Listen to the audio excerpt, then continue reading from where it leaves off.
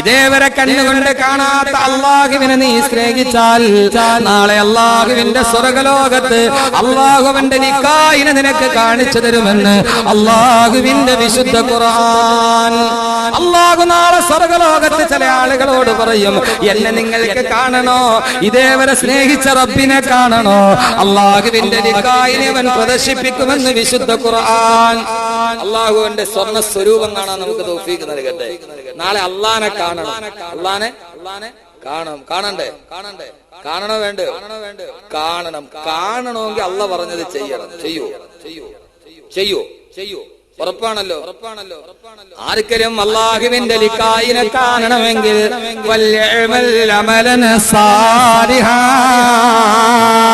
അവൻ ഇഷ്ടപ്പെട്ട സാലിഹായ കർമ്മം മാത്രമേ ജീവിതത്തിൽ ചെയ്യാവൂ. എന്നെ കാണിച്ചു തരാം. പക്ഷേ സാലിഹായ അമലെ ചെയ്യാവൂ. അള്ളാഹ്ക്ക് ഇഷ്ടപ്പെട്ടതേ ചെയ്യാവൂ. അള്ളാഹു തൗഫീഖ് നൽകട്ടെ. അള്ളാഹു ഇഷ്ടപ്പെട്ടതേ ചെയ്യാവൂ. അള്ളാഹു തൗഫീഖ് നൽകട്ടെ. അള്ളാഹ്ക്ക് ഇഷ്ടപ്പെട്ടത് ചെയ്യൂ. നമുക്ക് ഏറ്റവും ഇഷ്ടപ്പെട്ടതാണ്.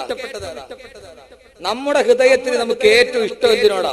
ഞാൻ നിങ്ങളോട് ചോദിക്കാം, വേറെ ഒന്നുമില്ല ഇതിനകത്ത്. ഇൻഷാ അല്ലാഹ് അള്ളാഹു ഈ കേട്ട ഖുർആൻ നമ്മുടെ ഹൃദയത്തിൽ ഇറക്കിയെങ്കിൽ, അള്ളാഹു നമ്മളെ സ്നേഹിച്ചാൽ പിന്നെ ജീവിതത്തിൽ ദുഃഖമുണ്ടോ?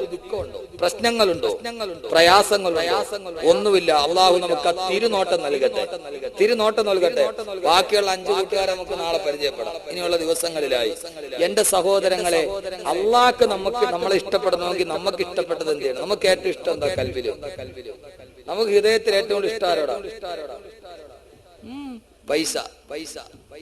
അതുകൊണ്ടല്ലേ പോക്കറ്റ് തന്നെ ഇവിടെ ഇടത് ഭാഗത്ത് വെച്ചേക്കണം. എന്താ പോക്കറ്റ് ഇവിടെ വെച്ചേക്കണം? എന്താ? ഹൃദയത്തിന്റെ ഭാഗത്താണ് പോക്കറ്റ്. കാരണം എന്താ? ഏറ്റവും ഇഷ്ടപ്പെട്ട സാധനം ഇരിക്കണം ഇതിന്റെ അകത്താ. നമുക്ക് ഏറ്റവും ഇഷ്ടപ്പെട്ടത് അള്ളാഹ്ക്ക് ഇഷ്ടപ്പെട്ടതിന് വേണ്ടി കൊടുക്കണം. ഞാൻ ഒരൊറ്റ കാര്യം ചോദിക്കാം. ഒരൊറ്റ കാര്യം, കൂടുതൽ വാദമൊന്നുമില്ല. നമുക്ക് ഏറ്റവും ഇഷ്ടപ്പെട്ടത് അള്ളാഹു നൽകിയ. ഞാൻ ഇത്രയും നേരം ഓതിയത് അള്ളാഹിന്റെ ഖുർആനാണ്. ആ ഖുർആനിൽ 6666 ആയത്തുണ്ട്. അല്ലാഹു സുബ്ഹാനഹു വ തആല 6666 ആയത്തുകൾ ഹൃദയത്തിന്റെ ഉള്ളിൽ കാണാതെ പഠിച്ച ഹാഫിളീങ്ങളായ മക്കളെ അല്ലാഹു നൽകി അനുഗ്രഹിക്കട്ടെ. അല്ലാഹു നൽകി അനുഗ്രഹിക്കട്ടെ. അല്ലാഹു സുബ്ഹാനഹു വ തആല ഇൻഷാ അല്ലാഹ് എന്റെ മക്കളെ ഒരു ഹാഫിൾ എന്ന് പറഞ്ഞാൽ എന്താ? ഖുർആൻ മനഃപ്പാഠമാക്കിയ ഒരു ഹാഫിൾ എന്ന് പറഞ്ഞാൽ അല്ലാഹു ഈ പാവപ്പെട്ടവൻ അങ്ങനെ ഒരു അവസരം നൽകട്ടെ. അല്ലാഹു അതിന് കാരണക്കാരായവർക്ക് അല്ലാഹു പ്രതിഫലം കൊടുക്കട്ടെ. ഒരാളുടെ മയ്യത്ത് കൊണ്ടുപോയി കബറിൽ വെച്ചിട്ട് 3-ാമത്തെ ദിവസം മൂടി തുറന്നു നോക്കിയാൽ ശരീരം അഴുകാൻ തുടങ്ങും.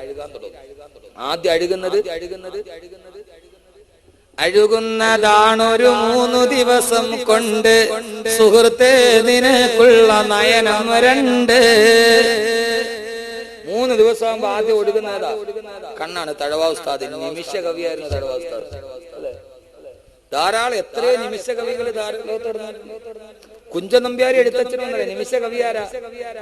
ഒറ്റ നിമിഷം കൊണ്ട്. പണ്ട് പുലിക്കോട്ടിൽ ഹൈദർ എന്ന് പറയുന്ന മാപ്പിളപ്പാട്ട് അന്നുള്ള ഒരാളാണ് നല്ലളം ബീരാ മുസ്ലിയാർ. ഇവർ നല്ലളം ബീരാ മുസ്ലിയാർ എന്ന് പറയുന്ന നിമിഷ കവിയാണ്. അപ്പൊ പുലിക്കോട്ടിൽ ഹൈദർ കാക്കായെ നല്ലളം ബീരാ മുസ്ലിയാർ കോഴിക്കോട് മിഠായി തെരുവിൽ വെച്ച് കണ്ടുമുട്ടി. ചായപ്പീടിക വെച്ച് ചായ കുടിക്കാൻ വേണ്ടി 2 സുഹൃത്തുക്കളായിരുന്നു. അവരും 2 കൂട്ടുകാരായിരുന്നു. അപ്പൊ ചായപ്പീടിയെ പോയപ്പോ അവരുടെയൊക്കെ ആശയവിനിമയം എന്താ? പുലിക്കോട്ടിലെ ഹൈദരാക്കാരുടെ നല്ലളം ബീരാ മുസ്ലിയാർ ചോദിച്ചു, അക്കാന മക്കാനിയിൽ നിന്നൊരു ചായ വാങ്ങിത്തരുമോ നല്ല ഹൈദർ കാക്ക? അവരുടെ ആശയവിനിമയം തന്നെ പാട്ടായിരുന്നു. നിമിഷ കവി. ഹക്കായി മക്കാനി ചായ പിടിക്കുക. മക്കാനിന്ന് ഒരു ചായ എനിക്ക് മേടിച്ചരുവോ?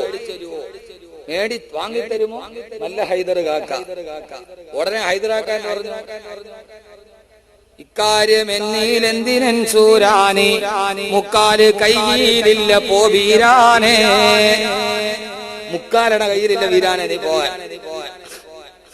കോഴിക്കോട് മിഠായി തെരുവിന്റെ അങ്ങാടിയിൽ 5 മിനിറ്റ് കൊണ്ട് 4 വരി പദ്യം വായിച്ച മാപ്പിള കവികൾ ജീവിച്ചിരുന്ന നാടാ നമ്മുടെ മാപ്പിള കേരളം.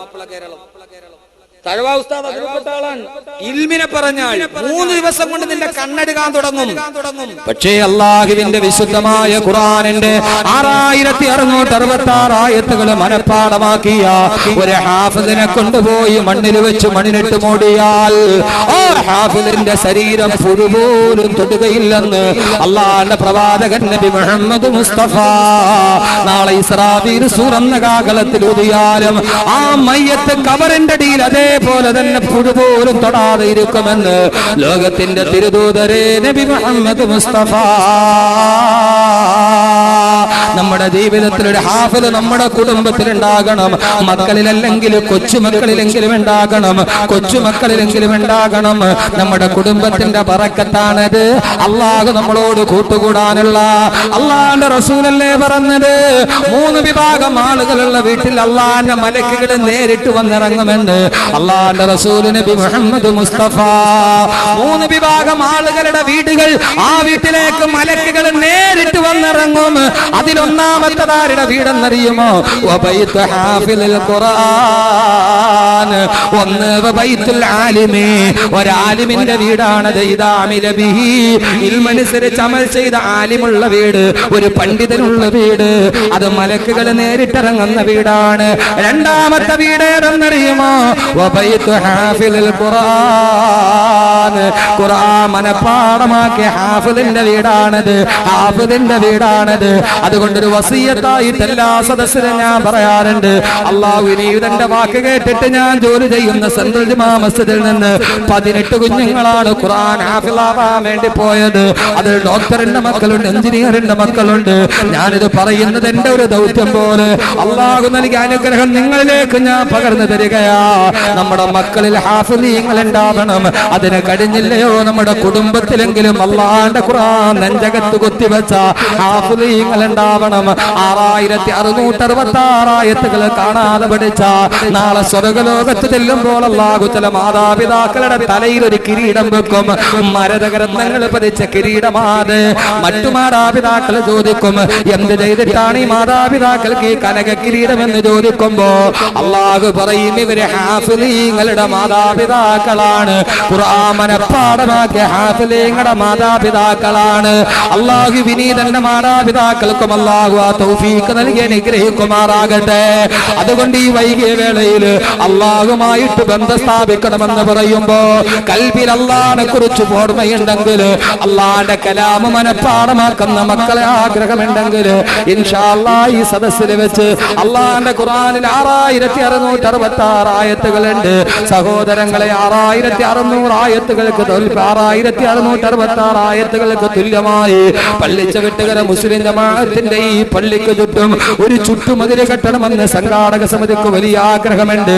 അല്ലാഹുവിന്റെ ഭവനമല്ലേ, ആ അല്ലാഹുവിന്റെ തറവാട് സംരക്ഷിക്കാനുള്ള പടിയാണ്.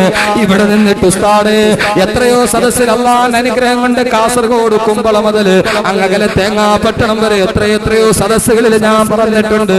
ഒരു പിരിവിനല്ല, അതിന്റെ അപ്പുറത്തേക്ക് ഒരു നന്മയ്ക്ക് വേണ്ടി ഇതിന്റെ ബറക്കത്ത് കൊണ്ട് എത്രയോ